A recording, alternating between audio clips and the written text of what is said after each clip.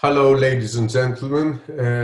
This is the analyst panel that you always wait for. I'm Aristides Pittas, CEO of Euroseas, a container company listed on the Nasdaq, and also chairman and CEO of Eurodry, a dry bulk company running Kamsarmax and Supramax vessels, again listed on the Nasdaq. I'm moderating this panel for the second year in a row, and I've got with me five distinguished analysts here to talk about the markets and give you some insight.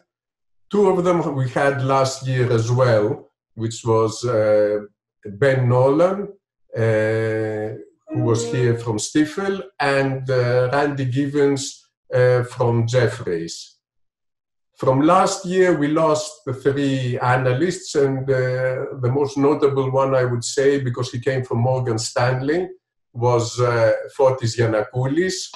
What we've experienced the last few years is that the big bulge investment banks don't have analysts anymore covering the shipping space specifically, which means that obviously the interest in shipping is dwindling, or at least there is no IPOs expected to be happening by these big companies, which always want to be involved in IPOs.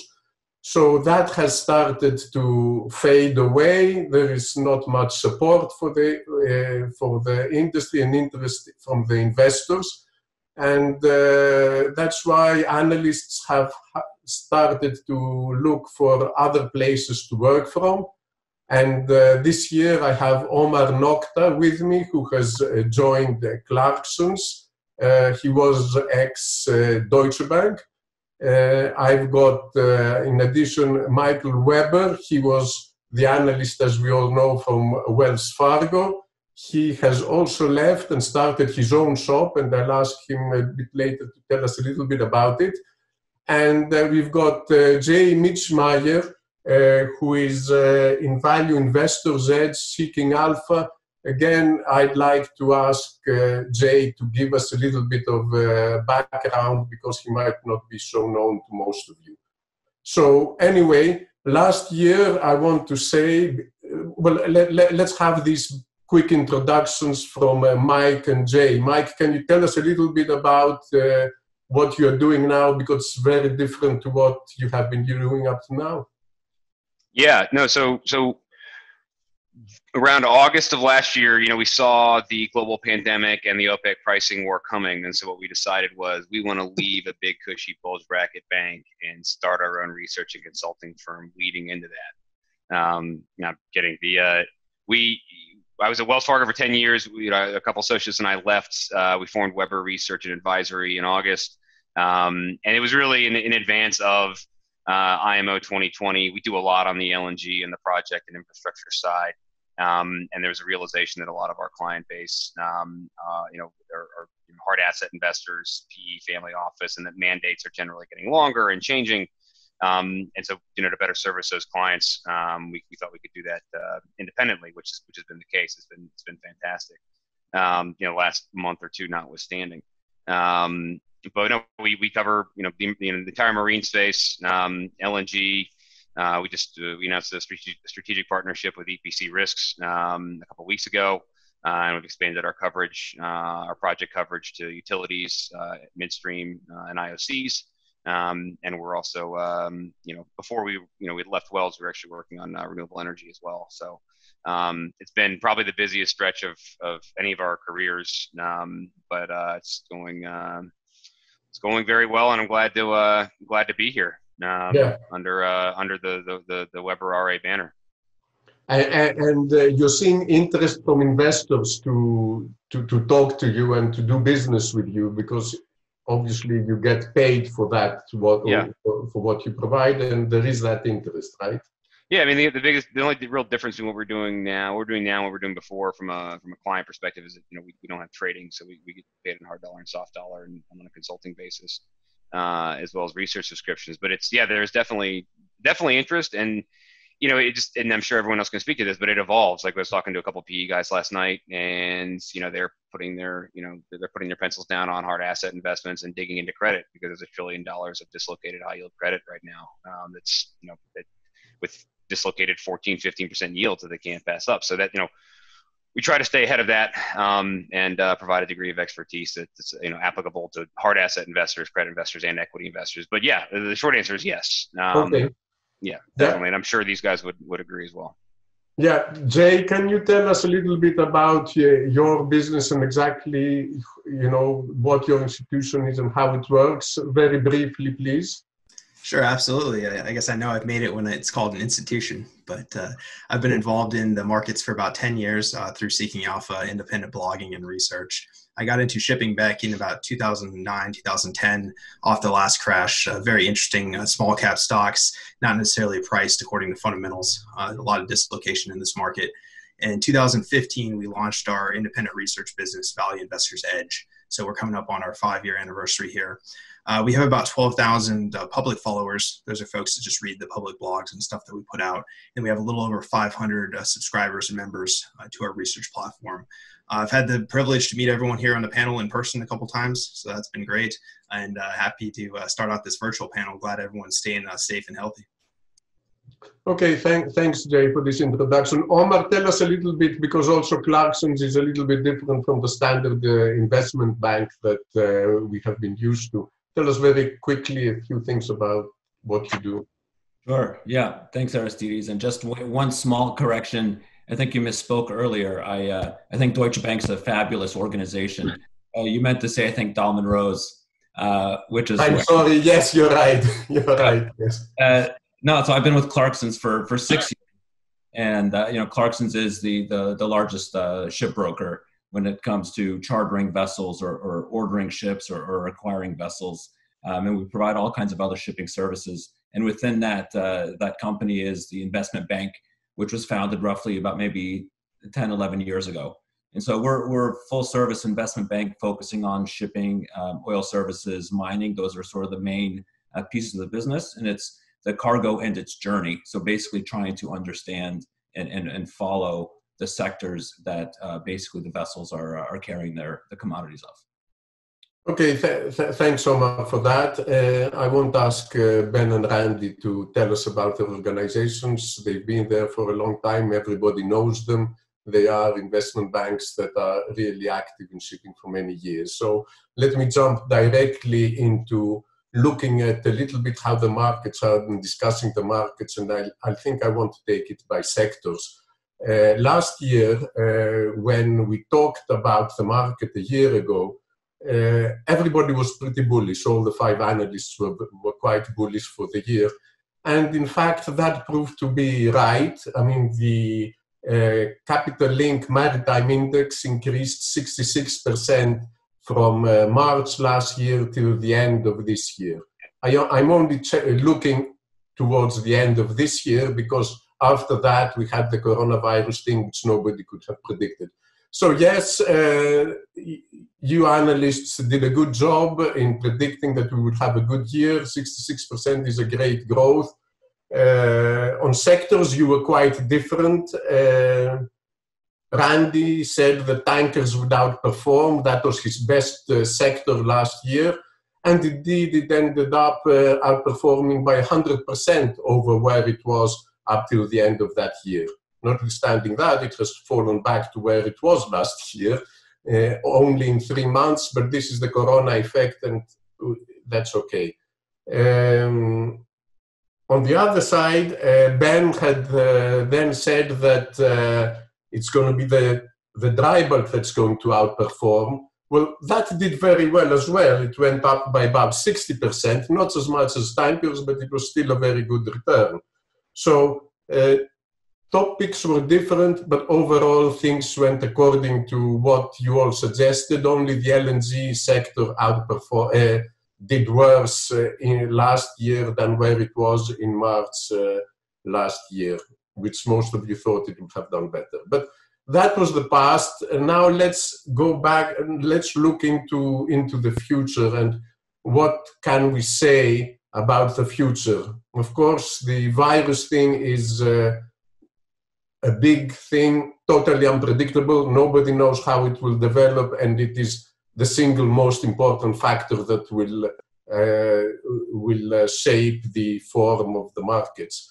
But let's try and see what specific things we have on each of the sectors and what your views are. So let's start with the crude tankers. So Omar, can you tell us a little bit how you view this section very quickly, and then if you have any particular companies or ideas that you want to mention? Sure. Yeah. Well, it's interesting you bring up the crude tankers and Randy, your call last year.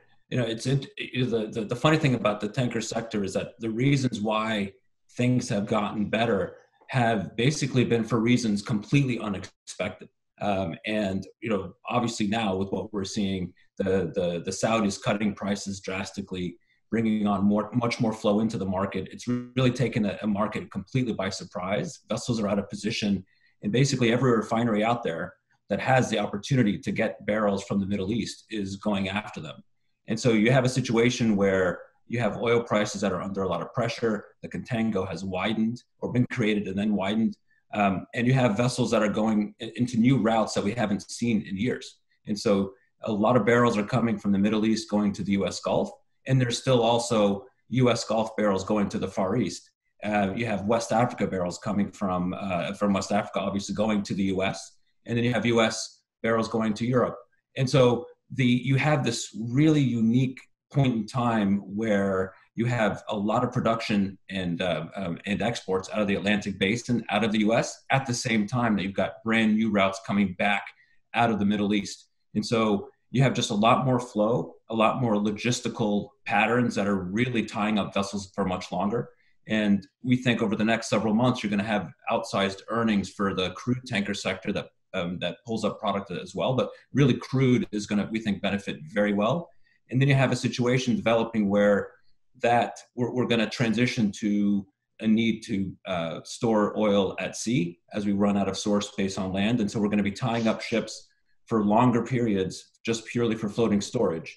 And I think probably the biggest difference when we think about the market as it stands today versus say 2009 and 10, when we had the first sort of real blowout of the contango, and then in 15, is that the order book for the tankers as we go into 2021 is very low. In 2009, you had an order book that was about 35% of the fleet. In 2015, you had an order book that was about 20. And now we're looking, I think, as we look at it for 21 onwards, the crude order book is maybe 4.5%. And so we have a much tighter market with some really strong near-term demand dynamics that we think will allow for some very strong earnings power for the group. So you believe that the markets are going to be stronger for tankers, whatever happens with the virus thing, you think that it's going to be a good year for the crude companies. What do the other people think on this topic of tankers? Is somebody has a view? Yeah. I mean, I generally I agree with most of what Omar was saying. I think it's going to be I don't think it's going to be a bit more complex than that in terms of and just maybe just that description, not to put words in Omar's mouth, but the notion that it's just going to be positive for tankers throughout the balance of the year. I think we're already seeing, structural floating storage, take hold of 100 million barrels as we speak. And the market's going to grapple with the depth of that storage trade, and which is really a function of the pain threshold for different OPEC nations producing into this. I know, a lot of the ancillary states are already feeling it on the budget side.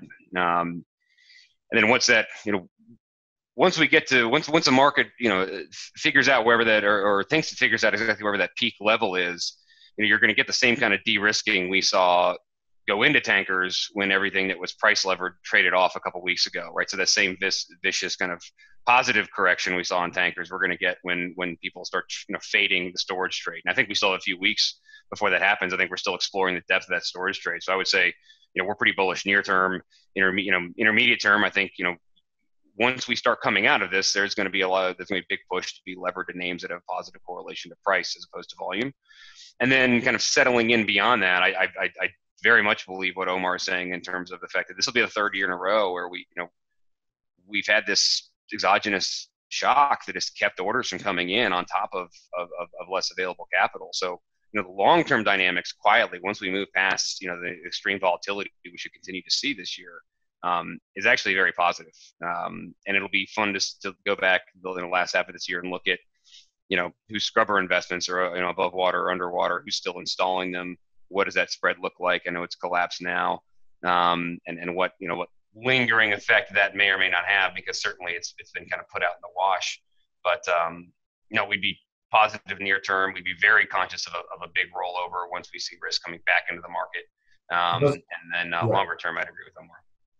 Doesn't anybody think that it's highly likely that Saudi Arabia will be pushed by the US and Russia into finding an agreement whereby they agree to reduce output quite soon, which could possibly be bad for the crude space? Any of the other guys has an idea, a thought? I mean, it's really just too little too late for that. I mean, when they started this oil price war a little over 3 weeks ago, talking about 1 or 2 million more barrels coming on the market, right? We thought they'd have, maybe a 2 million barrel cut. And then they said, no, we're going to have 1 or 2 million barrel addition. And that was enough to completely tank the market. But now we're looking at up to 20 million barrels a day of demand deficit. And we don't know how long that's going to last. But if we look at China, we're talking 2 to 3 months. So, I mean, it's an order of magnitude of difference. And even when China comes back, or even when the rest of the world comes back online, it's not going to be a snapback, right? It's going to be a gradual uptake. So I think it's really too little too late. I think if they do bring a little bit of production back offline, we're still going to see this huge oversupply for at least 2 to 3 months. Yeah, I think and I was pretty bullish on the tankers last year. Again, this year, I would say that's the top sector for 2020. Just even in the next few months, when rates are staying at 140, 150, 160,000 a day, looking at the forward curve for April, May, June, July's maybe 100,000 a day. We're hearing 6-month charters booked today at $100,000 a day, right? 1 year for 75. So all that to say, in the next 3 months at 100,000+ a day, that more than offsets the back half of the year if it goes back to 30, if it goes back to 20, right? Just the cash flow, the balance sheet improvement, the huge dividends that are coming. So I think the tanker stocks trade up immensely here and disconnect further from energy prices in the next few months, especially as companies start reporting earnings, right, in late April, in May, paying out big dividends, all these things. Will there be a curtailment of rates and a softening of rates in the back half of the year? Absolutely. But at the same time, that's when we expect for demand to start picking back up. And then 2021, just looking at the lack of scrapping in 2019 and the likely lack of scrapping in 2020, we think a lot of that gets offset and scrapping starts rebounding in 2021. So the next 3 to 4 months is a supply push of crude. The following 3 to 4 months is a demand pull. And then 2021 is just a supply softness, all of which keeping rates above cash payments for DHT, Frontline, International Seaweed, some of these large crude tankers. So I think we have a consensus here. No, Aristides, we just said it's tough to believe that we would see equities look past rates rolling to. Mike, to your right shoulder. Mike. Yep. Go ahead. Yeah, can you hear me? Yes. Yeah, I was just saying it's difficult to see to think that the equities would somehow look past rates going to 20 or 30 and just relying on the cash flow that's in the back, in the rearview mirror. They're going to be forward-looking mechanisms. So I think we're generally we're all in the same place from a long-term perspective. The fact that cash or the tankers are minting money coincidentally with the market today, I think it would run counter to about 15 years of the data to suggest that the stocks would hold in while rates go to 20 because people are just happy with the cash flows and the coupons they're going to get from the first half of the year. I would also go back to something Omar mentioned around the OSPs, and then your question around what the Saudis do. They put those discounted OSPs out awfully quickly. They're basically shooting at us and the Russians from the car window on the way home from that meeting. I mean, those came out right away.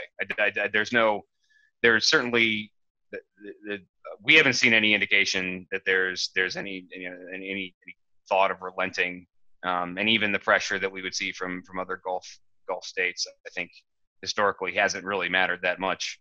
in terms of pressuring kind of the big dog in OPEC. But yeah, I would agree with Omar on that. I think that's right. I think you have to, when looking at Saudi Arabia, you have to look at what the motivation is. I mean, I think it's pretty clear that they're out to really cripple U.S. production, and they haven't done that yet. But give it 6 more months, and they will have. And our internal forecasts are next year, you could see U.S. production down 1 million barrels a day. 2 weeks ago, that would have been unthinkable.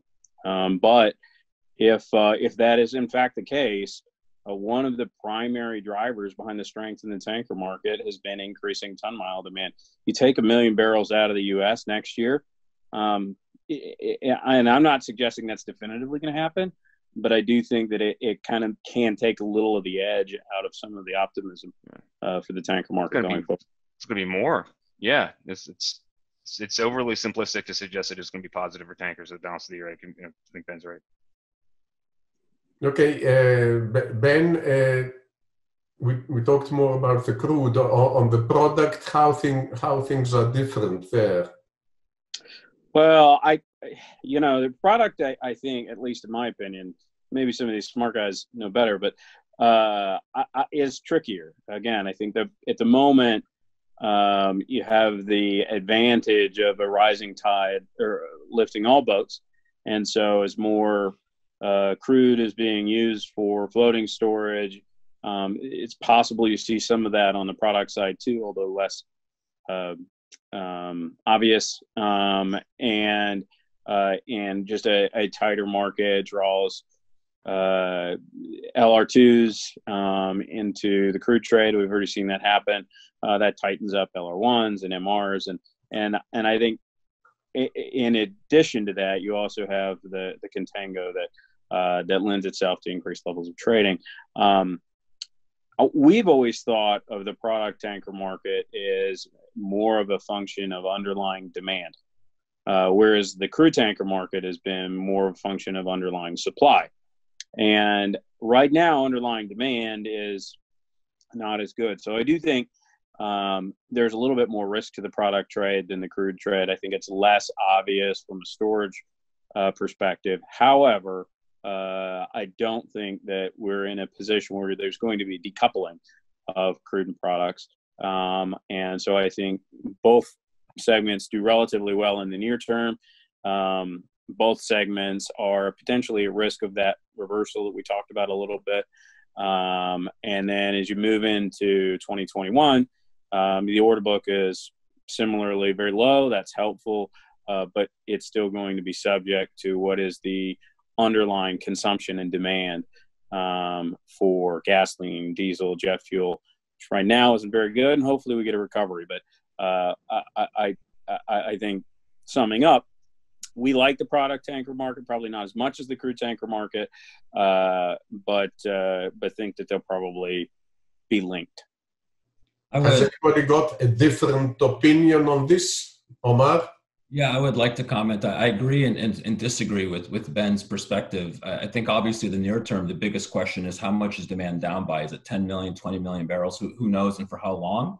But the product market is going to have a bridge and sort of gets to ignore that for now because of the strength in the crude pulling up, as Ben says, lifts all boats. But what we think actually is logical for the second half of the year, and as we think about the amount of crude oil flow in the market, there's so much oil or crude in the marketplace that when we think logically, once the demand situation is cleared up, which obviously that's just a big if, but the reality of it is there's a lot of crude in the market. That's what's oversupplied. And so as a result of it, refineries are in a better bargaining position than they have been, where they're able to now buy crude at a much cheaper price, probably pick and choose the sources of crude streams that they want. And as a result, are going to be making a higher crack spread or a higher margin.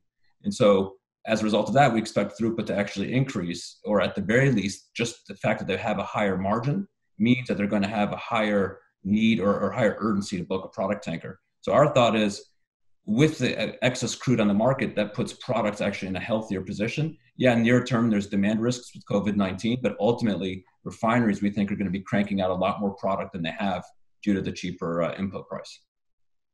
Yeah, and we saw that in 2015 effectively the same dynamic as we see now. I think just adding on just real quick to that, yeah, it's real interesting because you talk about crude plummeting and you think, it's going to be profitable for refineries, but we've actually seen negative crack spreads at this point in many spots in the United States, just due to the implied plummet, right, in jet fuel, in gasoline. Diesel not getting hit quite as bad yet, but those spreads are plummeting. But then you look at the futures curve, right, and you get a similar type play as oil. It's not quite as obvious, not quite as clear as oil, but you have a similar sort of storage play where is the refinery going to shut in because the crack spread's negative, which I think would be clearly negative, or are they going to refine now and hire some sort of storage? Throwing a wrinkle into that is there's a little bit more terminal capacity to store refined products in terms of percentages of the market. So I think it's going to take at least a month or two to run through that terminal storage. But after that's over, I'm kind of optimistic about maybe like the LR2, LR1 space, especially some of those older LR2s that weren't benefiting as much maybe the last few months. I think the LR2 rates have been a little disappointing for some of the product tanker bulls out there. So I think that might turn up. I am kind of nervous and worried about some of the regional MR type trades, especially if Asia keeps stumbling. And I think China coming out of the gate the last few weeks was optimistic, and we thought Japan was recovering well. We thought Korea was. It seems like South Korea is still doing well, but we're seeing all sorts of cracks in Singapore, in Hong Kong, in Japan. So I am nervous about the MRs, but I am a little bit optimistic about some storage in the LRs. Okay, guys, let's move on very quickly to LNG and LPG. Because we have very little time left, and I want to cover very quickly the various spaces. So on LNG and LPG, LNG we had a bad year for the stocks, for most stocks. What do we think about this year, Mike? Yeah, it's going to be challenging. I think this is like every other commodity right now.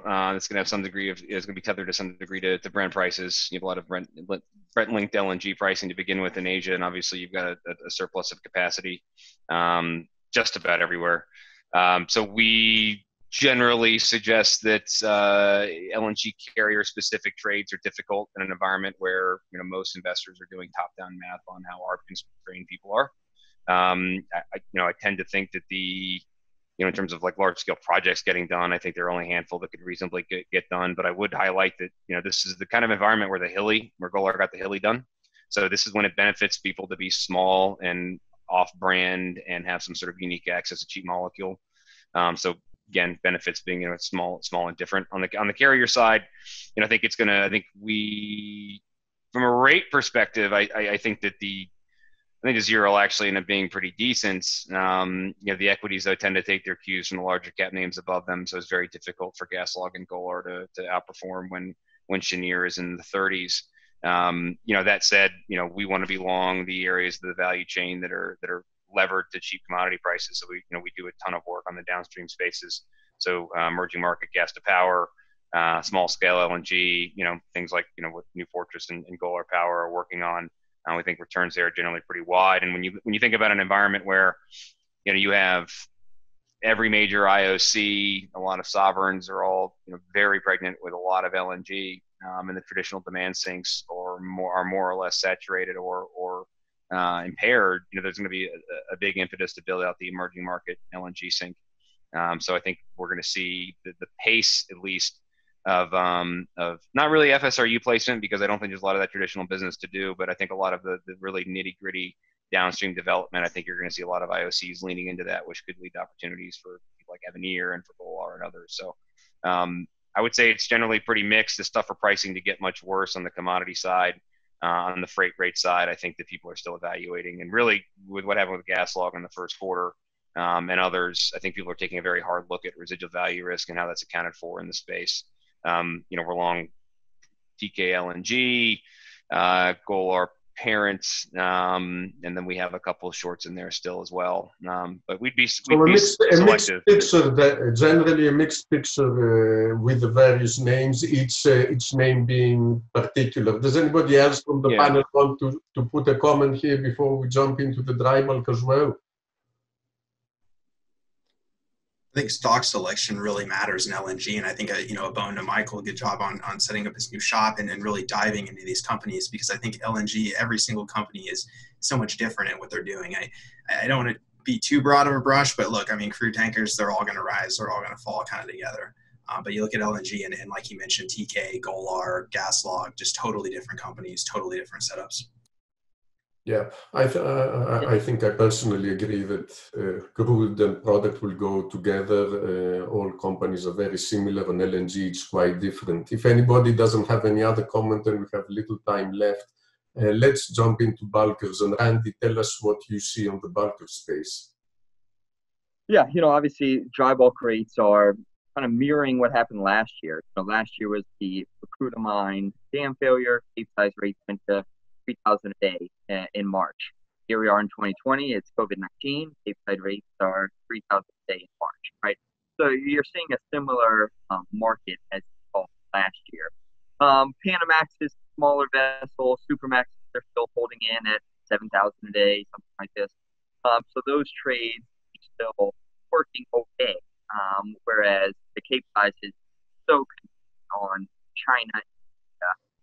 China is starting to recover. India kind of doing the inverse, right? They're going on this one-day lockdown. So that's going to affect the coal trade and other things. So from dry bulk, we expect a similar scenario as last year. I think there will be a very significant improvement in rates. But again, you might have to wait till July, kind of what you saw last year. You saw rates going from 3,000, 4,000 a day in March and April. Maybe 8,000, 9,000 a day in May and June, and then July, August, September, saw 20, 25, 30,000, right? We see a similar move, maybe not as pronounced, but we do expect a sharp demand rebound in the months after demand starts to come back. Okay, Omar, do you have something to add on the dry bulk sector?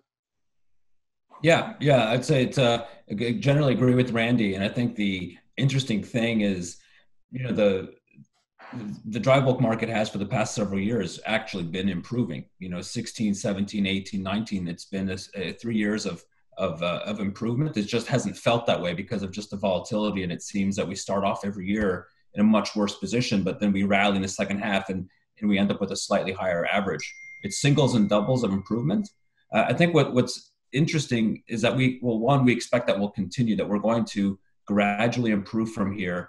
It's not sexy per se, like VLCCs where we're talking rates are over 100,000, but dry bulk is on an improving trend. But as Randy brings up, in the very near term, the Chinese have returned to work, and it sets up a situation that we saw back in 2009 when the market, the financial crisis hit in December of 2008, rates collapsed to basically zero. And that was when the market had just across the globe had shut down. Then you get to May of 2009, and the Chinese were the first to recover, first to go back to work, and they had every commodity out there to themselves, and they bought aggressively, and they took rates for capes. If you guys remember, rates went from basically zero to about 90,000 a day when they had the whole market to themselves. And in 2009 ended up being an okay year. Not saying that we're in the same situation for this year, but it's very similar that you have across the globe activity slowing and the Chinese are now coming back. They may have an opportunity to import a lot of raw materials at very discounted pricing and potentially give some ammunition to ship owners to drive rates higher. Okay. On the container side, let's talk on the container side, except if any of you has a different view than the one expressed by Randy and Omar here. Okay, let's talk a little bit about the container space. I was on the container panel earlier today, where we spend a lot of time talking about the effects of the coronavirus and how serious that can be. Because if demand from Western Europe and the US remains low for quite some time, it will have a negative effect on the container companies. The fundamentals between supply and demand seem quite good on this sector. So if we didn't have this virus, I think most of you would agree that we should have a pretty decent year. But the effects of this virus can be quite significant. What do you guys think, Ben? Yeah, I would tend to agree with all the things that you said there. I think what is true of both the container market and the dry bulk market, and to maybe even a lesser extent the tanker markets, is that what we really haven't touched on is the possibility that we're in the earlier stages of a global recession or a global depression. And if that's the case, demand for all of these things is going to be less. And I think you would certainly feel that, and are feeling that to a certain extent, and whether we get a recovery or not, we'll see. But you're seeing that to a certain extent on the container side in terms of underlying volumes and blank sailings and so forth. I think where I would get more concerned on the container side is if that were the case, and then as a derivative of that, we were to end up with another structural problem with one of the big players in the container shipping market. What if someone like an MSC were to have liquidity issues? How many owners have ships on contract MSC or containers or what have it? Everybody. Yeah. And so I'm not suggesting that that's going to happen, but I think we're in unprecedented times, and working under the assumption that things are automatically going to bounce right back and everything's going to be happy and healthy is probably a little bit naive. And so I think the prudent approach is to first analyze the downside risk, and then after having sorted out where there's risk and where there's not, make investment decisions on that basis. And I think for container shipping, it's one of those areas that I do think that there could be some first derivative, but pretty black swan event kind of risk that's possible. Yeah, I think you're nailing on the head. I mean, more so than any other segment, this is really a derivative finance play, right? It's not really traditional shipping as we think about it in terms of like dry bulk or crude oil. In crude oil, who cares? It would be bad if a major trader went bankrupt, but we'd recover and move right past it. But in container ships, CMA, CGM is showing some stress on their balance sheet. HMM is still, barely recovering, right? We got Yang Ming, Evergreen's not the strongest.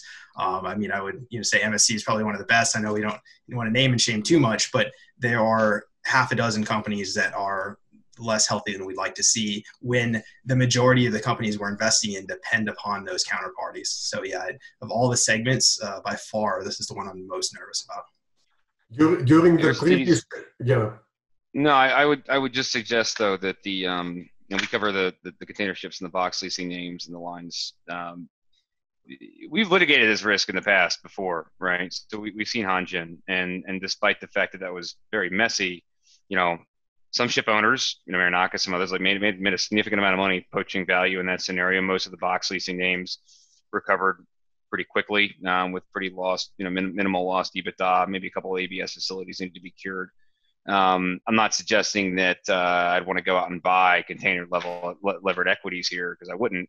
I think that, unless there's some sort of independent catalysts like M&A, but in this kind of environment where we're seeing these aren't isolated events. In terms of you're talking about CMA, which is a bigger employer in the south of France. MSC would find some degree of sovereign support. Most of the lines you listed are sovereign lines. That there would be I would look at containers and some of the ancillary sectors, particularly the box lessors. I keep them on my screen as something to buy when they get thrown out with the bathwater, because I do think we would bounce, because we have market has litigated that risk in the past. Okay, guys, I'm sorry, but I see that we've run out of time. I agree with Mike. The big container companies, the ones that have 80% or 85% of the market, they are all stronger companies that one way or the other during the previous crisis, they made it through. 2019 was a good year for them. So I'm quite hopeful, but I say I'm biased, not like you guys. I have container ships, but I feel pretty safe with the names that we charter with. But we have to end here because the panel is done. Just before we go, I would like each of you to tell me with one word, which sector of the 5 that we touched or the 6 that we touched, you would think will outperform next year. Randy. Yeah, I'm going tankers all the way, with one caveat of also liking Golar Limited. Okay, Jay. Yeah, I like crude tankers best overall, but I'm more so nervous in a long-term picture than we've been in a long time.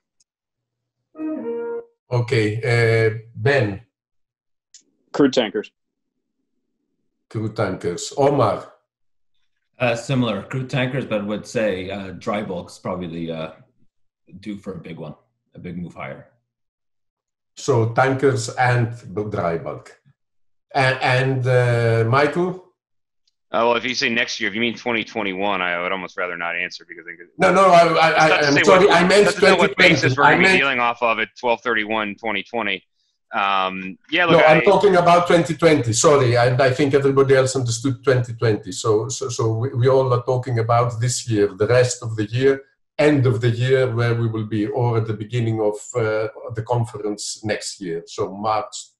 I'd break it in half. I would say crude tankers in the near term, and then I would look to pick up some of the container-related names to get thrown out with the bathwater this summer as we start moving out of this. Okay, guys, thank you very, very much. We could have talked for much longer, but we are all overdone. Thank you very much again, and let's see what happens and hope that the virus subsides soon for the humanity all over. So thank you very much.